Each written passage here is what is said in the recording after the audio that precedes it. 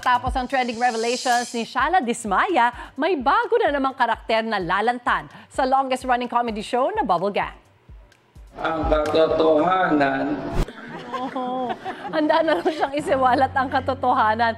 Muli nga pong mapapanood si Rodfill Macquesero na certified batang bubble at dating mainstay sa Bubble Gang. Kabilang si Rodfill sa dating viral duo na Moy Moy Palaboy. Hindi pa man tinutukoy kung sino ang karakter niya. Aba, excited na ang viewers at longtime fans ng show sa panibagong katatawanan. At kung ano ang kanyang mga revelasyon?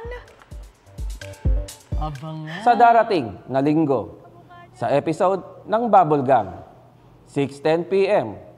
Kaya sabay-sabay tayong manood at tumawa dito sa Bubble Gang.